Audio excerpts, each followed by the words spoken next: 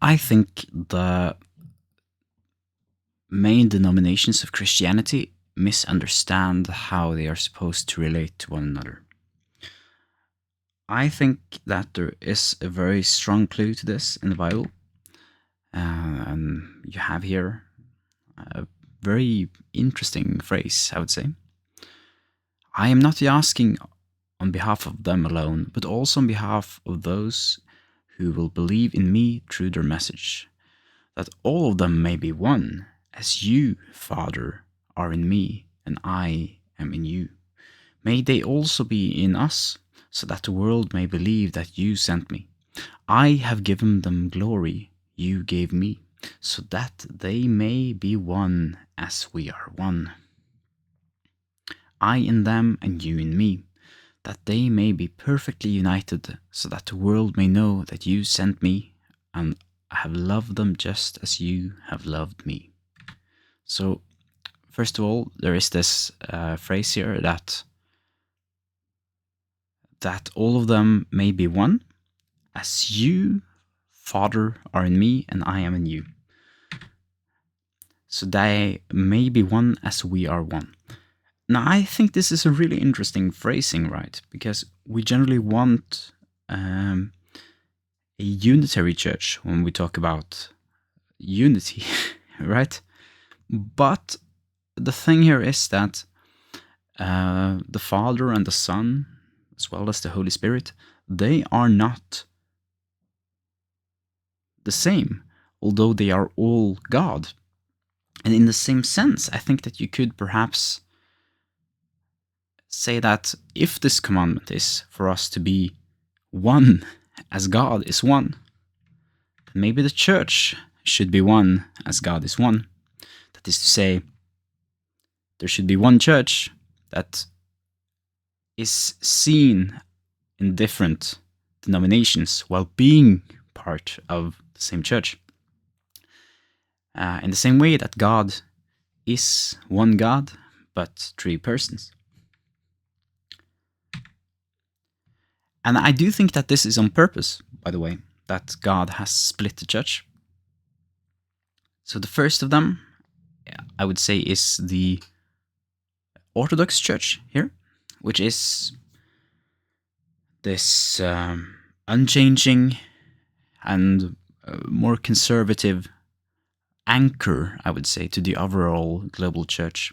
So that is to say, there is much less room for both Catholicism and Protestantism to deviate from what Christianity is supposed to be at its roots, because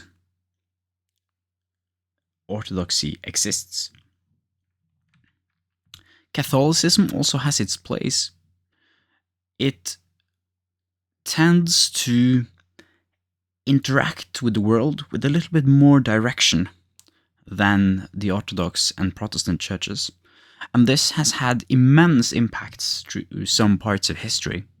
So, for instance, the transition from a tribal society in Europe to a more individualistic society where people, in a sense, own themselves is fairly well described as being the cause, or being the cause of a lot of the later developments in European history, but itself being caused by policies of the Catholic Church that essentially destroyed the foundations for tribalism in Europe. And this is well described in Francis Fukuyama's The Origin of Political Order, which is a very recommended reading.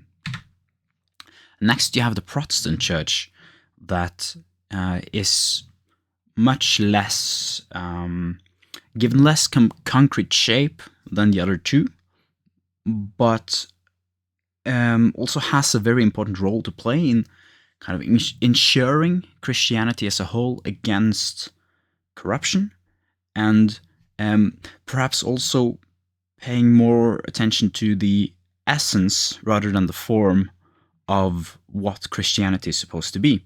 So that is to say, we have the form preserved really well through orthodoxy, but even if you have the exact same Mass in Greek or Latin, the separation by 2,000 years makes it so that there is a difference in essence for what actually goes on in this service, as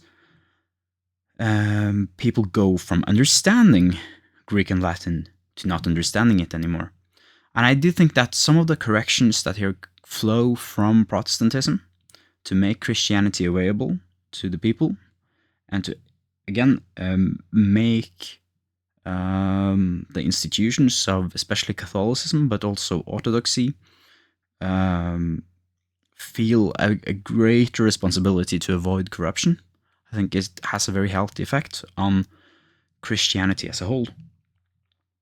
And I also do think that there is a certain correspondence here with aspects of the godhead, so that you have a Trinitary church as you have a Trinitary God.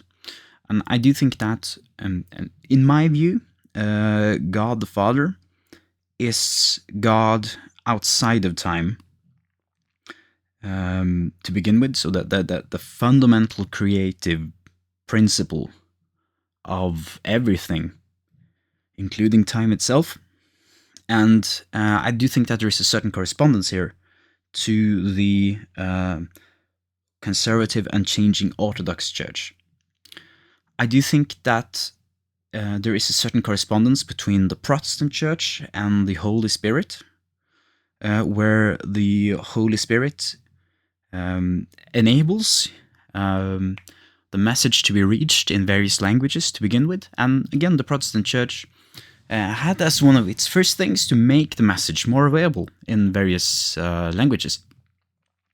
And as the Holy Spirit is a little bit more diffuse, less concentrated in single principles or a single actual person, the Protestant Church is also, you can say, a little bit more shapeless than the Catholic and Orthodox churches. That is to say, it takes several different forms.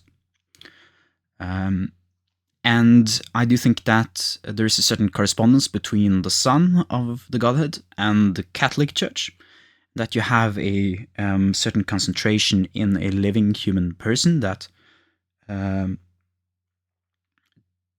speaks on behalf of the Godhead in one case and the Church in another. And as a whole, I do think that Christianity is richer. I do think that the Trinity of God has to be the way it is by certain necessity of how the universe operates. But I do think that the Trinity of the churches is a more of a practically intended division by God. And I hope that this can perhaps enrich your perspective on how you look at the other denominations a bit. Because I do think that there is a tendency for discourse between these denominations to be somewhat toxic. And I would want to see them formally united without becoming the same person, in a sense. So that is to say, you should not view a Catholic or Orthodox Christian as your enemy as a Protestant or any of the other variations of this. So please, treat all your fellow Christians with dignity, and of course everyone else. But do see them as your fellow brothers, and do remember that with these variations of Christianity existing simultaneously, God can reach more people.